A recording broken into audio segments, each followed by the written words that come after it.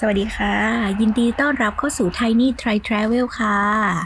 และวันนี้นะคะเป็นวันแรกของฤดูการเก็บมะกอกค่ะคลิปนี้นะคะเราจะพาทุกคนนะคะไปดูขั้นตอนการทำมะกอกแบบชาวกรีกแท้ๆกันค่ะตั้งแต่ตอนแรกจนถึงสิ้นสุดที่โรงงานกันเลยค่ะไปดูว่าชาวกรีซเขาทำน้ำมันมะกอกแบบโฮมเมดไว้ทานเองยังไงค่ะและตอนนี้นะคะเวลา 8:45 นะคะเรานัดกับพ่อแม่สามีไว้ประมาณ 9 โมงนะคะล้อหมุนนะคะตอนนี้เราพร้อมแล้วค่ะเสื้อพร้อมพ็อปพร้อมนะคะสีเดียวสีมะกอกเลยนะตอนนี้โอเคค่ะและเดี๋ยวเรามาสัมผัสกลิ่นอายบรรยากาศแบบชาวกรีกแท้ๆกันค่ะแล้วไปเจอกันอีกทีที่สวนมะกอกนะคะป้าแม่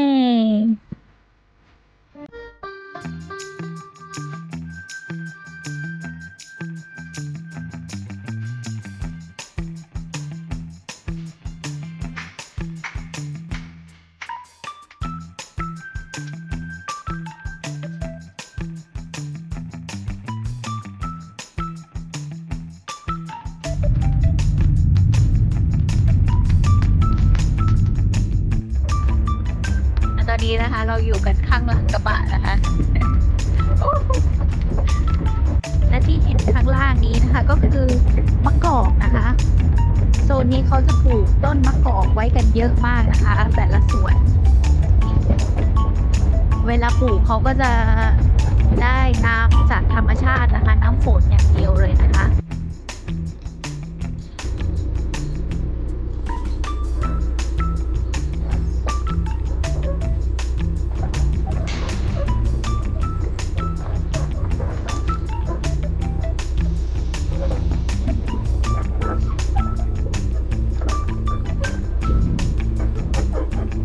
นี่ค่ะสวนมะกอกของเราค่ะถึงแล้วดูวิวสิคะล้อมรอบด้วยภูเขานะคะและนี่นะคะคืออุปกรณ์ของเรานะคะ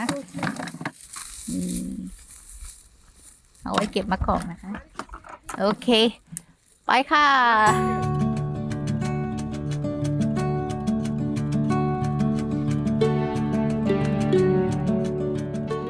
ต้นนี้ต้นเล็กนะคะแต่ก็ขยันออกลูกนะคะดูสิคะแล้วเวลาเก็บนะคะต้องระวังนะคะอย่าเหยียบนะคะlike a brush the hair นะคะ Yes, you have to brush every stick. Every stick.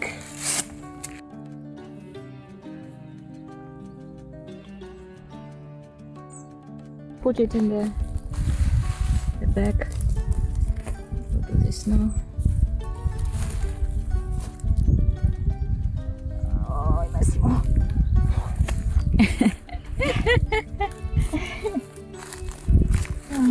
Okay, see you. อันนี้คือวิธีการเอามะกอกใส่ถุงนะคะ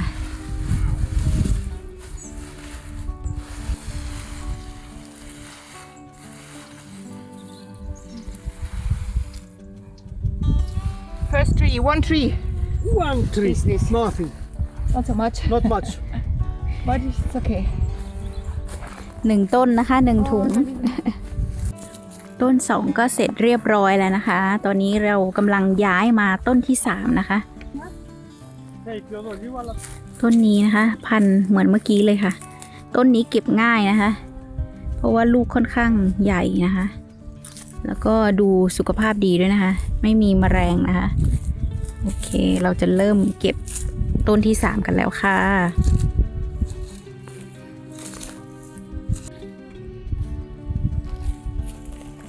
นี่นะคะเพิ่งเสร็จไป 3 ต้นนะคะ หัวฟูแล้ว หัวกระเซาะกระเซิงละนี่เราก็จะพักเบรกก่อนนะคะ กินของว่างนะคะ And the small one, okay. The small one doesn't count. ไข่ทรงเครื่องครั้งแรก I put some seasoning inside What do you do? How you put inside? and open I talk and take the egg out and after then I put the seasoning inside and I put again inside and steam it It's looking like this that they have Yeah. with a bird inside. no that one is sticky one มาค่ะ หลังจากที่เรา พ พักดื่มน้ำปัสสาวะเรียบร้อยแล้วนะคะ เราก็จะไปลุยกันต่อนะคะ เราจะไปต่อกันต้นที่4นะคะ วันนี้เราจะได้กี่ต้นกันนะคะ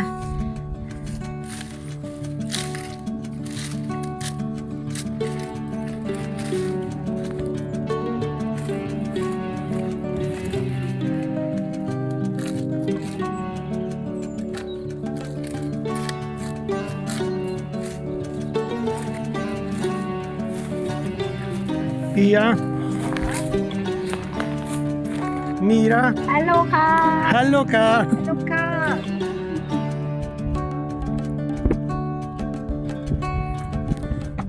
อันนี้คือผลงานของเราวันนี้นะคะ Oh, open. What is inside?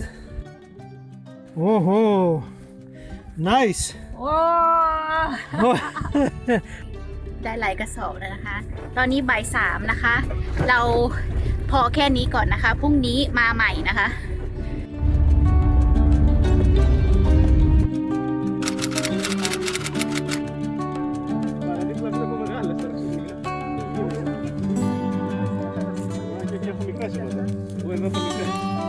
This Kalamata olive Kalamata olives. Special olives for food, not for olive oil. We don't have so much olive oil inside this. สวัสดีค่ะ วันนี้เป็น day 2 นะคะของการมาเก็บมะกอกนะคะ แล้วเราก็มีสมาชิกมาเพิ่มนะคะ Mr. Olestive Hello, hello.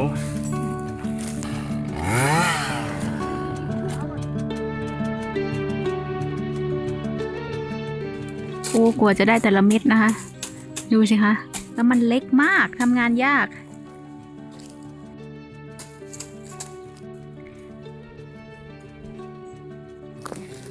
This is a small one, like Corone, different kind. I don't remember the name. This Coroneco Coronego from Tripoli from Kalamata. from Kalamata This is Halkidiki olives from Halkidiki in North Greece. north of Greece Halkidiki olives, and this is amphisis. They are Amphisis. just for to eat. Look how big they are. but it's not make good oil It's making, but the best oil they make these small ones. อันนี้อีกสายพันธุ์หนึ่งนะคะเบกิน่านะคะ They can live in -9.โอ้อันนี้พันธุ์จากสเปนนะคะ Yeah.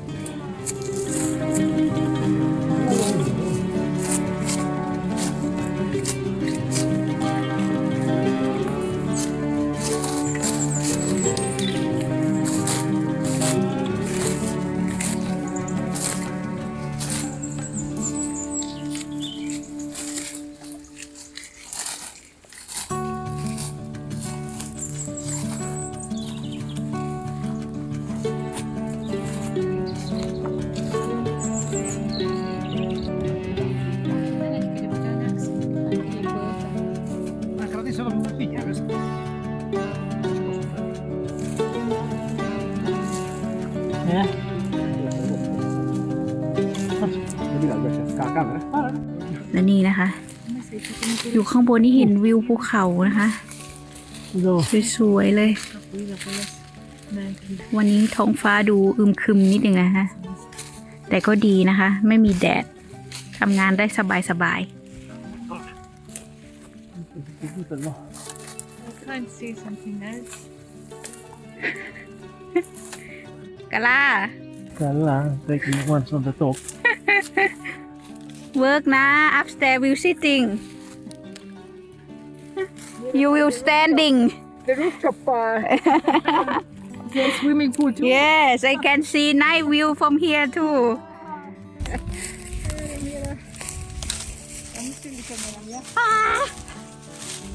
it's night view here you see oh the mountain here look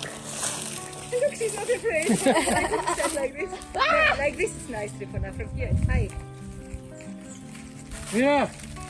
และนี่คือผลงาน3วันที่เราไปเก็บมะกอกนะคะ เราจะเอาไปทำน้ำมันมะกอกก่อนนะครับกินขนมไปด้วยนะคะ โอลิฟอยู่ข้างหลังรถ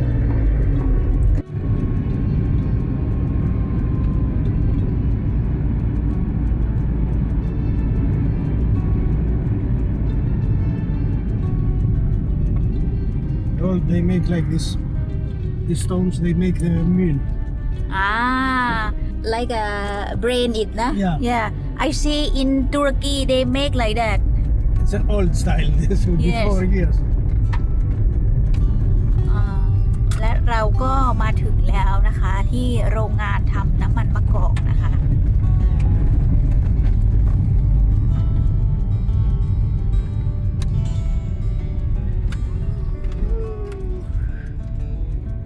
นะคะและด้านหลังของเรานะคะก็คือโรงงานทำน้ำมันมะกอกนะคะที่เราจะเอามะกอกเข้าไปไว้ตรงนั้นนะคะเพื่อทำน้ำมันนะคะอันนี้นะคะก็คือแต่ละเจ้านะคะเขาก็จะมีบล็อกของใครของมันนะคะแล้วก็จะมีหมายเลขไว้นะคะว่าได้คิวที่เท่าไหร่นะคะพอถึงคิวแล้วเขาก็จะเอาลงไปทำที่โรงงานตรงนั้นนะคะคิวต่อไปก็จะเป็นคิวของเรานะคะรอให้คิวนี้เสร็จก่อนนะคะพ่อก็เลื่อนรถเข้ามารอแล้วนะคะ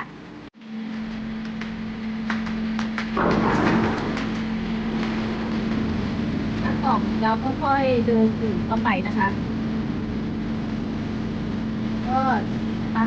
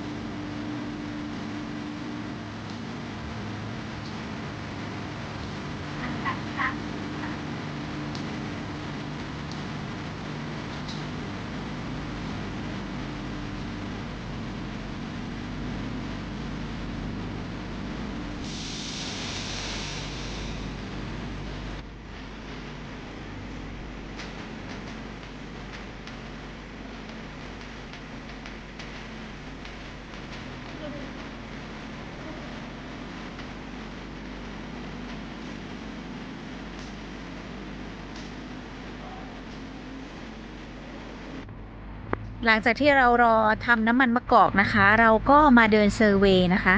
สำรวจนะคะว่าในส่วนนี้มีต้นโอลิฟสวยๆกี่ต้นนะคะโอ้ Oh my god ต้นนี้ต้นใหญ่มากดูนะทุกคนคือต้นใหญ่จริงๆอันนี้รู้สึกเหมือนลูกตาเลยคิดเหมือนกันนะคะเหมือนลูกตาเลยอะเดินมาต่อนะคะโอ้คือมีแต่ต้นใหญ่ๆทั้งนั้นเลยอะ Uy, ปุ้มปุ้ยอะ but it's still alive. โอ้ Can you hug I want to see how big is it คือใหญ่มากนะทุกคนชอบฐานของต้นนี้มากนะคะสวยนะตัวโคนต้นเขาสวยนะเขาบิดไปตรงนี้นะคะแบบเป็นเกลียวอะสวยดีนะคะด้านนี้ก็บิดนะบิดล้อมมันเลยค่ะสวยดีนะคะเนี่ยโอ้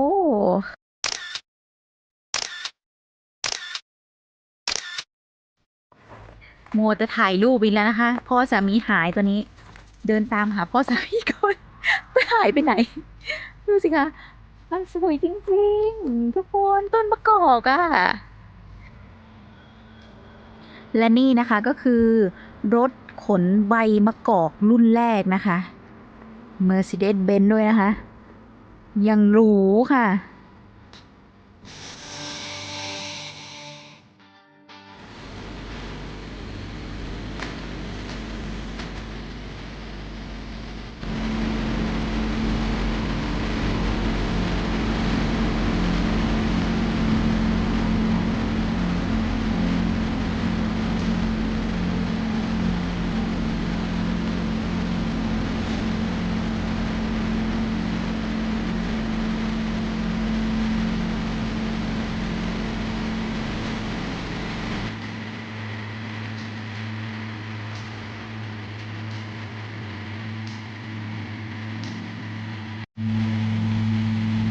และนี่นะคะคือน้ำมันของเรานะคะดูค่ะ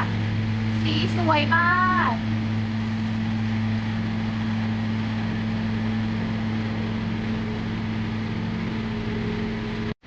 น้ำมันของเราเริ่มปล่อยลงมาแล้วนะคะ แล้วก็นี่ถังของเรานะคะ ก็จะเตรียมบรรจุน้ำมันมะกอกนะคะ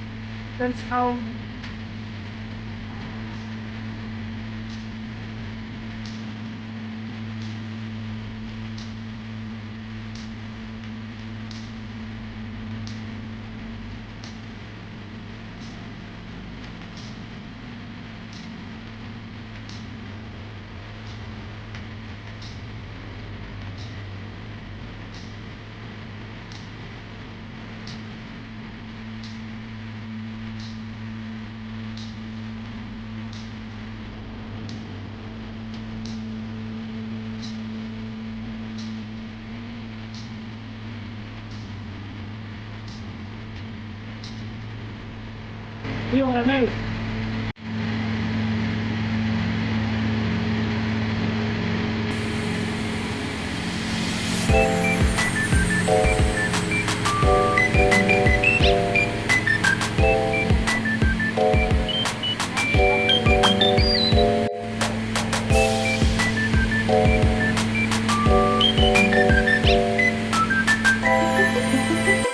และนี่นะคะเราก็ได้น้ำมันมาเรียบร้อยแล้วนะคะ เย้ ค่าใช้จ่ายในการสกัดน้ำมันมะกอกในประเทศกรีซนะคะ คิดเป็น 2 แบบนะคะ แบบแรกนะคะเป็นแบบเงินสด โรงงานจะคิดค่าบริการ7 ยูโรต่อน้ำมันมะกอก 1 ลิตร แบบที่ 2 จะเป็นส่วนแบ่งน้ำมันนะคะ โรงงานจะเก็บน้ำมันมะกอกเป็นค่าบริการแทนเงินสด 11% ของน้ำมันที่ได้ นี่นะคะน้ำมันนะคะที่เราทำใหม่ๆนะคะ เวลากินเข้าไปนะคะมันจะมีความเผ็ดร้อนนิดนึงนะคะ Sotto rondo, la pulla di pollo, questo calò. Fai chissà.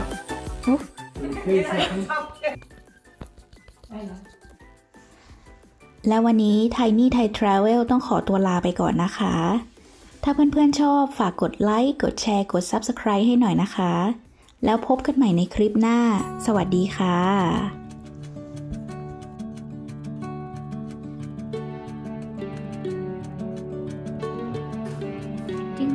Mm.